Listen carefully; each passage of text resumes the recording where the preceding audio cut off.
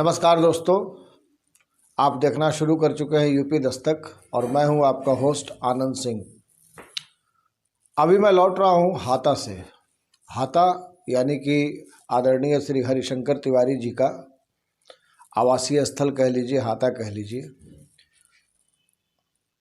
वहाँ 2 बार के सांसद रहे श्री कुशल तिवारी से हमने बातचीत की। उनका पूरा नाम श्री भीष्म शंकर तिवारी है, उर्फ कुशल तिवारी जी। कुशल तिवारी जी के बारे में मेरी जो अवधारणा थी वो बिल्कुल सत्य साबित हुई। वो बहुत ही मस्त मिजाज के इंसान हैं, पढ़े लिखे हैं, गंभीर हैं, किसी के ऊपर में आरोप प्रत्यारोप नहीं करते, पर आईना दिखाने से चूकते भी नहीं। उनसे हमने पॉलिटिकल सवाल भी किया, एजुकेशन के मसले पर भी सवाल किया, और जो मेरा अपना एक स्कूप होप था कि इस इंटरव्यू में उनका एक विज़न हम लोग सामने लेकर के आएँ, लोगों को ये पता चल सके कि आखिर वो सोचते कैसे हैं और क्या सोचते हैं, जिसके लिए हमें कई दर्शकों ने टेलीफोन करके व्यक्तिगत रूप से आग्रह भी किया था। उसमें हम सफल रहे। भोजपुरी को लेकर के कुशल जी आग्रही हैं और कहीं से गलत भी नहीं है। वह यह मानते हैं कि जो इस माटी का इंसान है, जब तक आप उसकी भाषा में बात नहीं करेंगे, जब तक आप उसके मनोभाव को नहीं समझेंगे, तब तक आप उसकी समस्या का समाधान नहीं कर सकते। कुशल जी यह मानते हैं कि डिलीवरी सबसे इम्पॉर्टेंट है। आप सैकड़ों करोड़, हजारों करोड़ का विज्ञापन दे दीजिए, इससे कोई फर्क नहीं पड़ता। फर्क इस बात से पड़ता है कि एंड ऑफ द डे एक जो सामान्य इंसान है उसके पास डिलीवरी क्या हुई, डिलीवर क्या हुआ। अगर डिलीवर होता है सरकार बहुत अच्छी है, डिलीवर नहीं होता है लोगों को पीड़ा होती है। कई मसले थे जिस पर हम लोगों ने खुल कर के बातचीत की। आप इस वीडियो को ध्यान से देखेंगे तो ये थोड़ा सा देसी पुट लिए हुए आपको दिखेगा। कौड़ा के इर्द गिर्द हम लोगों ने इस वीडियो को बनाया है। कुशल जी का यह आग्रह था कि लोगों के बीच में इंटरव्यू किया जाए। हालांकि मैं चाहता था कि अकेले अकेले बात होती तो वो ठीक रहता, तो उन्होंने अकेले अकेले का मतलब 1 to 1, कोई ये गोपनीय बातचीत नहीं है, इंटरव्यू है। वो उसके लिए तैयार भी हो गए, लेकिन लाइट बहुत डीम थी और मेरे मोबाइल में ये फैसिलिटी नहीं थी कि हम इसको इनलार्ज कर सके फोकस को। तो अंततः हम लोग कौड़ा के पास ही बैठ कर के इस पूरे इंटरव्यू को रिकॉर्ड किए। आप इस इंटरव्यू को देखिए और श्री कुशल तिवारी किस नज़रिए से सोचते हैं, क्या सोचते हैं, इसको समझने में आपको ये इंटरव्यू बहुत हद तक मददगार साबित होगा। तो आप इस इंटरव्यू को देखिए और इस इंटरव्यू को देखने के बाद अपनी प्रतिक्रिया से हमें ज़रूर अवगत कराइएगा।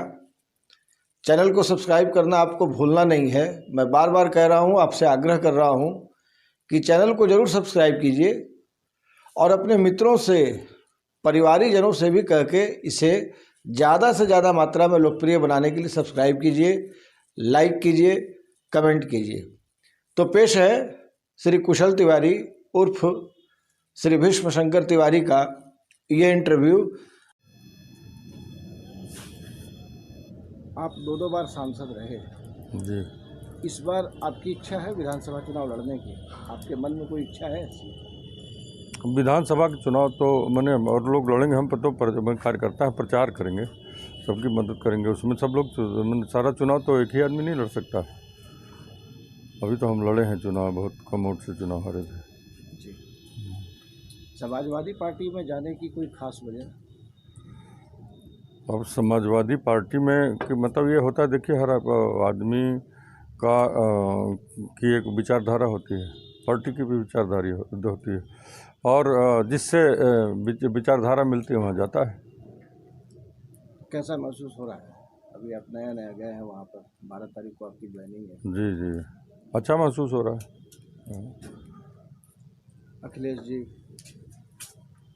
अखिलेश जी के नेतृत्व में हम लोग काम करेंगे। 5.25 साल हो गए योगी सरकार को काम करते हुए, आपकी रेटिंग क्या है? कैसा आपको लगा इन 4.5 साल में क्या हुआ उत्तर प्रदेश में? देखिए, हम अगर ये बात करें तो अगर हम दूसरे दल में हैं, किसी दल की अगर बुराई करेंगे, लोग कहेंगे आप बेहतर ये है। देखिए, जब यहाँ जितने मतलब वो हैं, हम लोग तो गांव के रहने वाले हैं।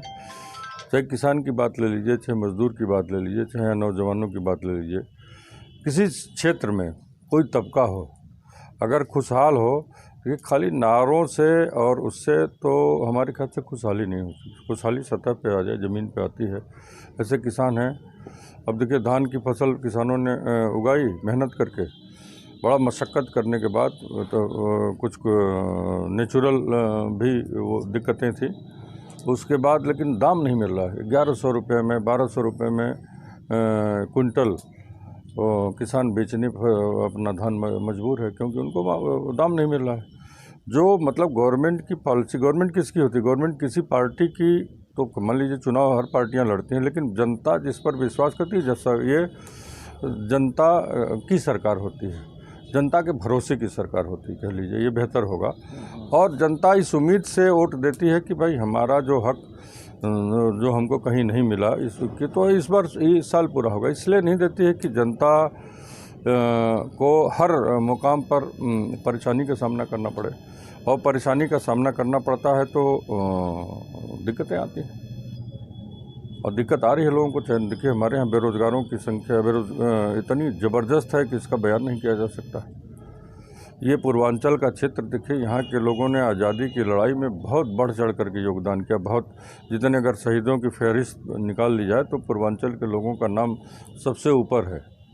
और आज देखिए, देश की इतनी दिन हो गए आज़ादी के, लेकिन हम लोगों को मिला क्या?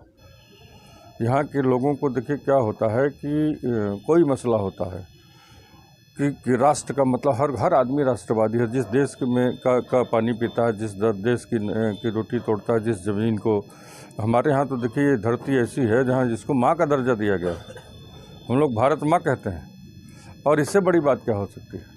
हर आदमी मतलब वो है, और ये चाहता है कि उसका राष्ट्र आगे बढ़े। तो राष्ट्र किससे आगे बढ़ेगा? विकास से आगे बढ़ेगा। तो विकास की योजनाओं का लाभ जब तक लोगों को नहीं मिलेगा, चाहे कोई क्षेत्र हो, देखिए बिजली का उत्पादन देख लीजिए, जितना होना चाहिए अगर होता है तो तब उद्योग धंधे बढ़ेंगे, पर कैपिटा इनकम बढ़ेगी। किसानों की लाचारी और बढ़ती जा रही है, खाद का मूल्य बढ़ गया है, बीज का मूल्य बढ़ गया है, और जो उपज है उसका मूल्य भी तो बढ़ना चाहिए, क्यों घट रहा है? बिल्कुल, ये बहुत बड़ी बात है। यहाँ नौजवानों को देखिए, बड़ी उम्मीद से हमने देखा PhD करके लोग बैठे हुए हैं। आप बताइए उस माँ बाप पर, या जब रिश्तेदार ताना कसते हैं कि पूछते हैं कि आपका लड़का कहाँ तक PhD करके घरे बैठल बा, तो लोग को बड़ी मने उससे वो होती है, एक कुंठा होती है बताने में कि लड़का बेरोजगार है, घर बैठा हुआ है। माँ बाप पर क्या बीतती है, किस तरह से पेट काट करके बच्चों को पढ़ाते हैं लोग, और जब कुछ नहीं उसकी काबिलियत का अगर इनाम नहीं मिलेगा तो वो क्या करेगा? और उसकी काबिलियत का उसको सिला नहीं मिलेगा, कहीं रोजी रोजगार नहीं। हम नहीं कह रहे हैं कि सारा एक ही दिन होता है, लेकिन कुछ चीज़ों में तो वो होनी चाहिए, जो ख़राब चीज़ें हों वो कम होनी चाहिए, जो अच्छी चीज़ें हैं उसमें बढ़ोतरी होनी चाहिए। और इसमें ये हम किसी पर आरोप नहीं लगा रहे हैं, ये हम लोगों की बेबसी है। ये बयां करते हैं लोग, जाते हैं, हम लोग तो गांव में रहते हैं, सामाजिक ज़िंदगी है, लोग मिलते हैं, लोग कहते हैं कि जब खाद के लिए लोगों को लाइन लगानी पड़ रही है, ब्लैक में चीज़ें खरीदनी पड़ रही हैं, महंगाई जिस तरह से बढ़ रही है, यहाँ तक आप समझ लीजिए अब लोग वाग नकली आभूषण पहनने के लिए शादी ब्याहों में यहाँ के लोगों को मजबूरन पहनना पड़ रहा है, नहीं उनके पास। कहीं ना कहीं आपको लगता है कि पॉलिसी पैरालाइज्ड का मामला भी है? पॉलिसी पैरालाइज, देखिए पॉलिसी तो हर सेक्टर के लिए बनती है। ऐसे हमारे देखिए सबसे बड़ी प्रायोरिटी है हमारा देश, उसके बाद देश में रहने वाले लोग, और देश में रहने वाले लोग जब सम्मानित होंगे, सम्मानित कैसे होंगे? योजनाओं के जरिए। सम्मानित तो सम्मानित नहीं होंगे। हम भी कर किसी को अखबारों में बयान दे करके सम्मानित कर रहे हैं, तो ये इसका मतलब नहीं है। लोगों को उनका अधिकार मिल जाए, ये सम्मान बढ़ाना होता है। अधिकार जब मिलता है तो लोग मतलब खुशहाल होते हैं। लॉ एंड ऑर्डर को किस रूप में देख रहे हैं आप? क्योंकि लॉ एंड ऑर्डर जिस तरह से होना चाहिए, देखिए रोज़ आए दिन कत्ल हो रहे हैं, आए दिन बहू बेटियों की इज्जत सुरक्षित नहीं है, लोगों को कितनी परेशानी का सामना करना पड़ रहा है 73 साल की आज़ादी में।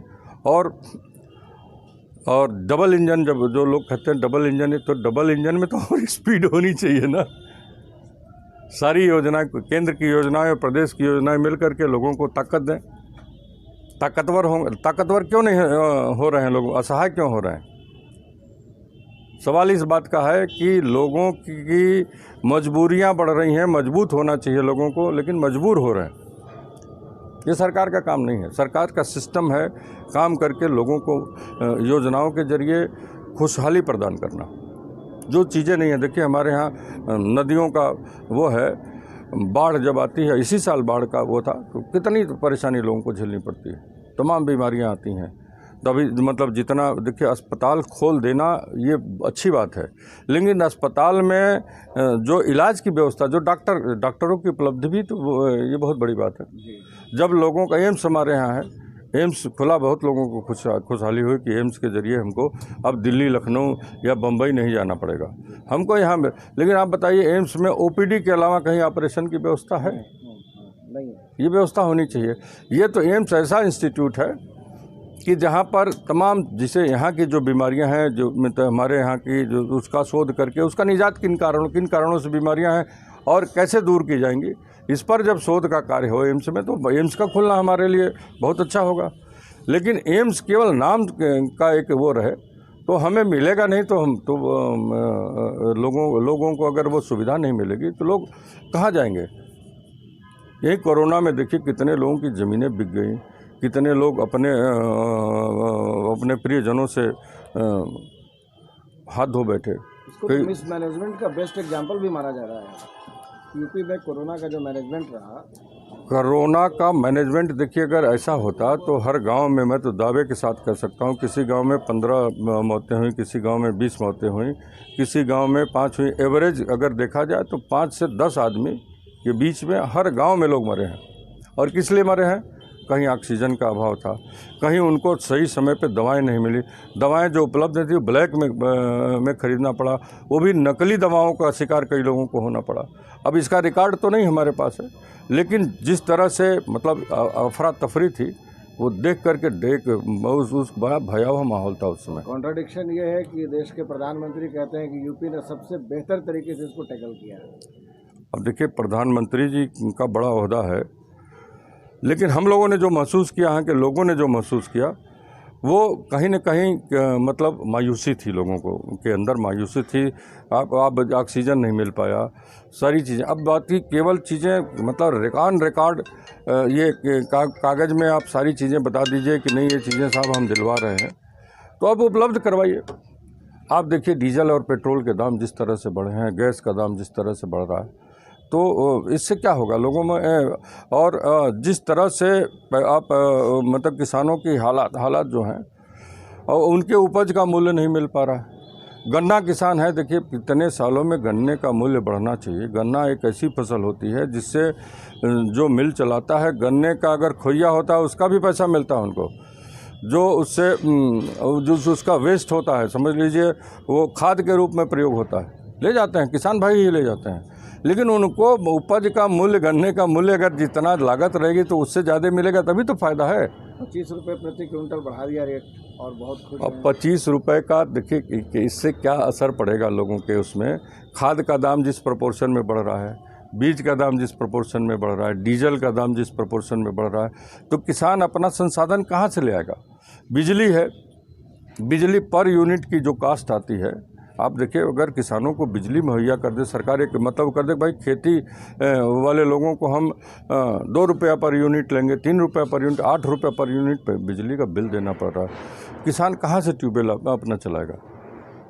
फिर खेतों में फसलें कैसे लहलाएंगी? किसानों के घर पे की खुशियाँ कैसे लहलाएंगी? ये मायने रखता है। अपनी बेटी की या बेटे की शादी करने के लिए किसान को सोचना पड़ता है। व्यापारी तबका देख लिए, कोई इसके बाद व्यापार में बढ़ोतरी नहीं है, परेशान है लोग। किसी से कोई बात कर लीजिए साहब, अगर कोई बैंक का लोन लिया है तो लोन नहीं भर पा रहा। एनपीए बढ़ते जा रहे हैं। हाँ, बढ़ता जा रहा है, एनपीए बढ़ता जा रहा है। तो आज देखिए मतलब इस तरह की व्यवस्था होनी चाहिए। अगर कोई चीज़ें खराब हैं तो आप उसको ये कह कर के कि हम सरकार अच्छा काम, सरकार की जिम्मेदारी है। देख, सरकार अच्छा काम करे। विज्ञापन में जिस तरह से पैसा बहाया जा रहा है, आप बताइए, हम लोग पन्ना पलटते हैं तो 2 पन्ना तो विज्ञापन होता है, वो सरकारी विज्ञापन होता है, और उसके बाद तीसरे पन्ने पे समाचार होता है। ठीक है, विज्ञापन सरकार को दे ये, लेकिन उस विज्ञापन का जितना होता है लोगों तक कितना पहुंचा? खेत तक पानी पहुंचेगा तभी तो मतलब है। डिलीवरी कितनी हुई? हाँ, डिलीवर जितना होगा तो मतलब है।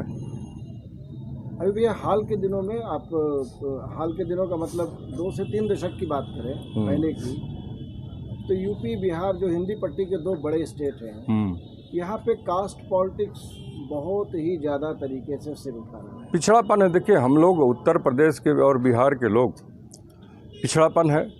जिन चीज़ों की हमें आवश्यकता हो समय से नहीं मिली, इसलिए हम पीछे, हमको पलायन करना पड़ता है यहाँ से। लोगों को मतलब अपने बच्चे को अगर पढ़ा लिखा बच्चा बताता है कि लड़का आपका क्या कर रहा है, साहब लुधियाना में है, कोई कहता है महाराष्ट्र में है, कोई कहता है तमिलनाडु में है, कोई कहता है फलां जगह है, दूसरे मुल्क का भी नाम लेता है। और करता क्या है लड़का? कहीं चौकीदारी कर रहा है, कहीं पर पेंट पॉलिश का काम कर रहा है, काम नहीं मिल रहा है उसको। अपने मतलब अपने माँ बाप का, अपने परिवार को का भरण पोषण करने के लिए इतनी मशक्क़त करनी पड़ रही है। अगर ये संसाधन हमको मिलते, पढ़ाई, अगर हमारे यहाँ की जो शिक्षा है, अगर रोज़गार परक होती है, सरकार की जिम्मेदारी है। और सरकार ये चीज़ें मतलब सरकार की नैतिक जिम्मेदारी बनती है कि अपने यहाँ का के लोगों का आत्म जो मनोबल है वो बढ़ना चाहिए। मनोबल कैसे बढ़ेगा? संसाधनों के जरिए बढ़ेगा, विकास के जरिए बढ़ेगा। अब देखिए, किसी का को हम किसी पर कोई कमेंट नहीं करना चाहते हैं। अब जैसे एक योजना थी एक्सप्रेस हाईवे की, कौन बनाया इस पर हम नहीं जानना चाहते। मैं इस पर नहीं जानना चाहता, लेकिन ये तकनीक है। अगर कोई अच्छी तकनीक दिया, जैसे अखिलेश यादव जी की अपने सरकार में उन्होंने बनवाया आगरा से लेकर के लखनऊ का एक्सप्रेस वे, वहाँ पे हवाई जहाज़ उतरने का मतलब होता है। ये पहली बार मतलब इस देश में हुआ। तो ये तकनीकी विकास, और ये अच्छी तकनीक का नकल करके आप कोई और अच्छा काम करते हैं तो ये तो अच्छी बात है, लेकिन श्रेय जो पहला आविष्कारक होता है उसी को जाता है ना। मेडल किसको मिलता है? जो आविष्कार करता है। तो ये किया, और इसकी अगर कोई तारीफ करे तो ये खराब बात नहीं है। लेकिन वो तो क्वालिटी वाइज भी 19 बता रहे हैं, अखिलेश भी बता रहे हैं, सूर्य प्रताप सिंह जो रिटायर्ड IAS हैं वो भी बता रहे हैं। देखिए, क्वालिटी तो ये तो इंजीनियर बेहतर बता सकता है कि किसकी क्वालिटी कितनी है। पहले ये तो हम लोगों ने अखबारों में पढ़ा, यहाँ के लोगों ने पढ़ा है कि वहाँ पर जो पैचेस बने हैं, जो मतलब इमरजेंसी लैंडिंग के लिए, अगर मान लीजिए वहाँ पर भगवान न करे ऐसी नौबत आवे कि युद्ध की बात हो किसी देश में, ऐसा माहौल ना हो तो अच्छा है। तो लेकिन अगर इसमें इस तरह की बात आती तो वहाँ लैंडिंग हो सकती है, और इस तरह की पट्टी बनानी पड़ती हैं। और नदियों का देखिए विकास, नदियों का वो है जाल, जिस तरह से अभी आज बाढ़ का यहाँ उत्तर प्रदेश के बिहार के लोगों को कितनी परेशानी होती है। कॉलेज देखिए, हर ज़िले में आप मेडिकल कॉलेज खोल दीजिए, इंजीनियरिंग कॉलेज खोल दीजिए, और पढ़ाई के जो संसाधन उसको विकसित, ये तो बहुत अच्छी बात है, लेकिन उसका लाभ मिले ये सबसे बड़ी बात होती है। अभी 9 मेडिकल कॉलेज खोल दिए गए और उसमें बिल्डिंग तक कहीं की नहीं देखिए, 9 मेडिकल नहीं, 90 मेडिकल कॉलेज, तो ऐसी अच्छी बात है। ये विकास का दर मतलब कोई वो होता है तो सबसे पहले वो होते हैं, जैसे अभी हमारे यहाँ देखिए नेपाल, हमारे यहाँ तो बहुत अच्छी बात है। आप लोग इसको नहीं करते हैं। नेपाल जैसे छोटा सा देश है, हमारा पड़ोसी है, हमारा मित्र देश है, वहाँ से पानी की का जो वो होता है फ्लो, उसी से बाढ़ आती है। अगर उससे हम बिजली बना लें तो पर्यावरण एक तो सुरक्षित रहेगा। और हमारे यहाँ जहाँ हिंदी भाषी जिसको इलाका बोलते हैं, मध्य प्रदेश तक की बात हम कर रहे हैं, 1 लाख मेगावाट का वहाँ पर वो है, और 1 लाख मेगावाट बिजली जिस दिन आएगी तो हमारी GDP, ये जो बंगाल से लेकर के वहाँ ये प्रयास हुआ था। अभी देखिए वहाँ पर वो जो तीस्ता नदी है, वहाँ पर 10,000 मेगावाट बिजली की योजना पहले सरकारों के जरिए शुरू हुई थी, पूरी नहीं हो पाई, लेकिन जितनी बिजली आ रही है उससे लोगों को राहत मिल रही है, और इससे उस देश को पैसा भी मिलता है। उस देश की भी इकॉनमी बढ़ेगी और उसके ज़रिए हमारी इकॉनमी बढ़ जाएगी। हमको ये जो मतलब ये जो कोयला है और इसका इस्तेमाल करके हम बिजली पैदा करते, प्रदूषण नहीं होगा, सारी चीज़, वातावरण स्वच्छ होगा, सारी चीज़ें हैं। बिल्कुल बिल्कुल। तो इस पर देखिए सारी चीज़ों पे पहल होनी चाहिए। खाद का कारखाना मतलब वो बना हमारे यहाँ, ये भी अच्छी बात है, लेकिन खाद का कारखाना मतलब ये पब्लिक मनी है ना, पब्लिक मनी का उस सिस्टम में डालना ये अच्छी बात है। हमारे यहाँ एम्स बन गया, भाई हम लोगों को बड़ी खुशी हुई, यहाँ के लोगों को बड़ी प्रसन्नता हुई कि भाई एम्स बन गया, लेकिन एम्स के जरिए लोगों को लाभ कितना मिला? आप सवेरे जाइए तो वहाँ लाइन लगी रहती है 1 किलोमीटर की, और मरीजों को क्या मिलता? ओपीडी के अलावा कोई डॉक्टर नहीं है। तो ले देकर बात तो बराबर ही हो गई। नहीं, ले दे के बाद देखिए क्या होता है कि जनता की सरकार है, और जनता को जब सरकारी योजनाओं का लाभ नहीं मिलेगा तो उस सरकार का क्या मतलब है? वही बात। कास्ट पॉलिटिक्स की बात करते हैं आप, तो बिल्कुल उसके खिलाफ हैं।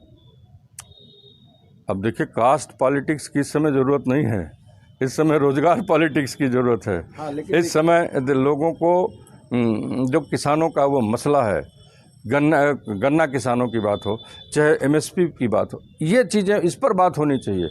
और ये बात जब तक नहीं होगी, ये समस्या हमारी नहीं खत्म, ये बीमारी जब तक हमारी नहीं ख़त्म होगी तो हम लोग खुशहाल नहीं हो सकते हैं। और इस पर चर्चा होनी चाहिए, और इस पर बढ़ चढ़ के लोगों को किसी पार्टी का जो भी मतलब वो हो, एजेंडा हो, इस पर मतलब फोकस करके बात किया। और पिछली 4.5 साल में क्या हुआ ये छुपा नहीं है।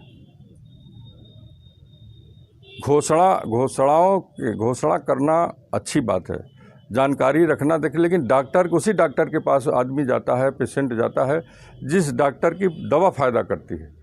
दवा नहीं फ़ायदा करती तो अगर अमेरिका का भी रिटर्न हो या कहीं का पढ़ा लिखा हो तो उस डॉक्टर के पास कोई जाता है? बिल्कुल। तो ये अनफॉर्चुनेट नहीं है कि विकास किसी भी विधानसभा या लोकसभा चुनाव का मुद्दा ही नहीं बनता है?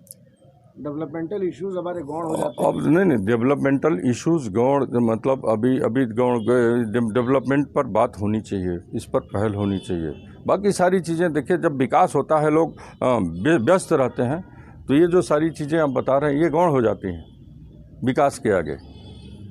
8-8 हज़ार करोड़ रुपया खर्च करके 2 हवाई जहाज खरीदे जाते हैं, उससे ये मैटर नहीं। देखिए, किसी का वैभव जनता के लिए माने नहीं रखता है। जनता का वैभव बढ़ना चाहिए, जनता की खुशहाली बढ़नी चाहिए, जनता के हक और अधिकार उनके खेतों और खलिहानों तक पहुंचना चाहिए, ये मायने रखता है।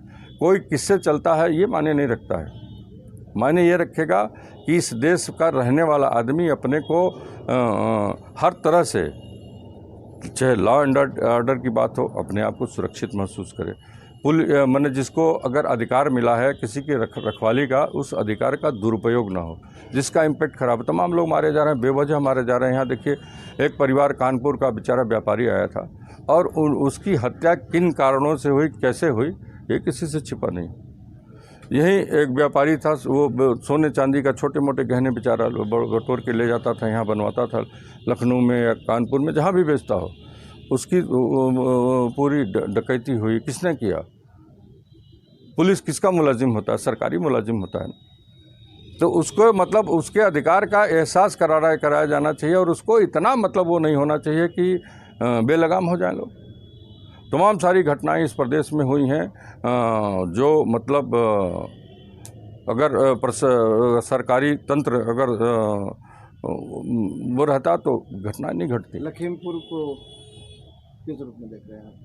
अब लखीमपुर की घटना के तो पूरा देश इसका वो कर रहा है, और अभी तक रेजिग्नेशन लिया नहीं गया।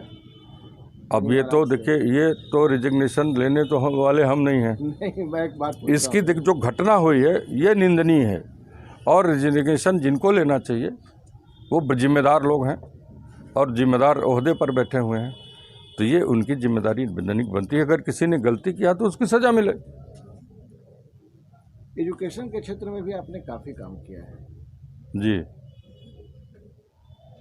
आप क्या भविष्य में क्या देख रहे हैं? एजुकेशन और कितने हाइट्स पर जा सकते हैं? हाँ, एजुकेशन देखिए, हमारे यहाँ हम बताएं आपसे कि हमारे यहाँ जैसे जो मतलब अगर शिक्षा रोजगार परक हो जाए, जैसे कृषि की शिक्षा है, आपका ये वेटनरी साइंस है, जिससे हमारे यहाँ के लोग देखें कि हमारे यहाँ उत्तर प्रदेश में एक ऐसा यूनिवर्सिटी नहीं है जो मतलब किसी डिप्लोमा मतलब यहाँ पर जो कॉलेज इस्टेब्लिश करके लड़कों को उनकी पढ़ाई की व्यवस्था हो जिससे वो रोज़गार हो जाए। अगर एक लड़का डिप्लोमा भी कर लेता है तो अगर दिन भर में 10 पशुओं का, आज सारे लोग देखिए लोग कह रहे गवर्नमेंट की पॉलिसी है कि दुग्ध वाले पशु हैं इनको मतलब ये मिलना चाहिए, बीमारी को दूर करेगा तो कम से कम उसकी बेरोजगारी दूर हो जाएगी। ये सीधा सीधा सरकार को नौकरी भी नहीं देनी पड़ेगी। लेकिन शिक्षा की व्यवस्था करना और संसाधन देना ये सरकार की व्यवस्था है, या प्राइवेट सेक्टर पीपीपी भी मोड पे भी चलवा लेते तब भी चल जाता। अब यहाँ पे देखिए वेटनरी कॉलेज का जो मथुरा यूनिवर्सिटी थी पहले मान्यता देती थी, लेकिन उस यूनिवर्सिटी को ही नहीं मान्यता है, और यूनिवर्सिटी को रिकॉग्नाइज कौन करेगा? State government. इन पहलुओं पर देखिए अगर ईमानदारी से देखा जाए कि किसानों से जो संबंधित चीज़ें हैं, जैसे कृषि है, कृषि के क्षेत्र में सरकार की ये जिम्मेदारी, सरकार को विज्ञापन के जरिए देना चाहिए कि इन दिनों में आप ये जैसे दिसंबर का महीना चल रहा है कि अगर लेट सोइंग हो तो आप इन बीजों का इस्तेमाल करें, इतना खाद डालें, जो है जागरूक करना पड़ता है ना। आप जैसे ये महामारी का जागरूक कर रहे हैं, आप मास्क पहन लीजिए, सोशल डिस्टेंसिंग करिए। इसी तरह से किसानों को भी इन चीज़ों का लाभ मिलना चाहिए। जो KVK हैं, इनके कृषि वैज्ञानिक केंद्र हैं, उन केंद्रों के जरिए और अखबारों के जरिए, विज्ञापन के जरिए ये सारी चीज़ें मतलब लोगों को जानकारी होनी चाहिए कि हमारे यहाँ किसान देखिए नहीं जानता है। अभी यहाँ आज अभी गेहूं की फसल बोई जा रही है, खेतों में पानी लगा था जिसके वजह नमी के कारण अभी किसान फसल नहीं बो पाया है पूरा। लेकिन कौन सा बीज पैदावार ज़्यादा देगा, और ये व्यवस्था ये सरकार के जरिए होनी चाहिए। ये किसानों की अगर हितैषी हो, अगर सरकार को होना चाहिए, किसानों के हितों का ध्यान देना चाहिए, किसानों के बच्चों के भविष्य के साथ खिलवाड़ नहीं होना चाहिए। ये व्यथा हमारी अब नहीं है, हम देखते हैं रोज़, ये बड़ा सुन करके बड़ा अच्छा नहीं लगता है। ये व्यवस्था का दोष है कहीं ना कहीं, इस दोष को दूर करना पड़ेगा। और यहाँ के नौजवान और यहाँ के किसान, यहाँ के तमाम वर्गों के लोग इस तरह का, और देखिए धर्म और जात की बात करना तो बड़ा आसान है, बांट दीजिए आप किसी को तो ये लाभ नहीं मिलता है, उनको मजबूत कर दीजिए, ये लाभदायी होता है। अभी 12 तारीख को आपने भोजपुरी के बारे में समाजवादी पार्टी, आपने 3 शब्दों का इस्तेमाल किया था। हाँ, भन, छन और धम। नहीं, जब हमारे यहाँ जिसे कोई गिरता है छत से, मान लीजिए एक्सीडेंटल हुआ, तो वो लोग कह रहे गिरल बम से ऊपर गोरवे टूट गए, गिरल धम से मतलब कोई कूद गया कहीं, तो थोड़ा सा ध्यान भटका तो हल्का फुटका हो गया, और गिरल छम से मतलब पानी में गिर गई। कहा जाता है कि आप तो भोजपुर यहीं के रहने वाले हैं, तो बड़ी मिठास है। और इसीलिए यहाँ का मिठास, इस धरती की जो मिठास है, यहाँ के लोगों का जो त्याग है, अब देखिए कब तक लोग बर्दाश्त करेंगे। और इस सरकार से पीड़ा नहीं मिलनी चाहिए, सरकार के जरिए योजनाएं मिलनी चाहिए जिसका लाभ लोगों को मिले। ताली बजाने का काम करें, ज़बरदस्ती ताली बजाने से नहीं होता है।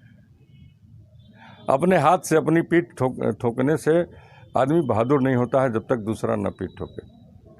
आपने एक बात और भी कही थी कि इस लैंग्वेज में अगर हम केमिकल मिलाएंगे तो उसका स्वाद कड़वा हो जाएगा। अब केमिकल तो मिलाया ही जा रहा है। जो इस बात को, जो भोजपुरी की संस्कृति को नहीं जानेगा, अगर मान लीजिए हमारा कोई पंजाब का भाई है, वो भोजपुरी के बारे में नहीं जानेगा, तो कुछ शब्द ऐसे हैं गलत बोल देगा तो उसका परिणाम उसका अर्थ गलत निकल जाएगा ना। इससे बचना पड़ेगा। नहीं, ये तो जरूर बचना चाहिए। जिसका परिणाम, जिसका अर्थ गलत हो, ऐसी चीज़ों का हमारे ख्याल से प्रयोग नहीं होना चाहिए, करना भी नहीं चाहिए। आखिरी सवाल, जो अब तक का जीवन रहा है उसमें आपने लगभग सारी चीज़ों को प्राप्त कर लिया है, क्या कोई इच्छा ऐसी है जिसको आप हर हाल में मेहनत करके? नहीं, देखिए इच्छा राजनीति के क्षेत्र में जो आता है उसकी इच्छा यही होती है। देखिए हर आदमी को अच्छा लगता है उपलब्धि, शोहरत, और ये कैसे मिलती है? मेहनत से मिलती है। अगर मेहनत होती है तो अच्छी उपलब्धि मिलती है तो अच्छा लगता है। जिस मतलब सामाजिक जिंदगी का मायने यही होता है। अगर हम सामाजिक जिंदगी के प्रति ईमानदार हैं तो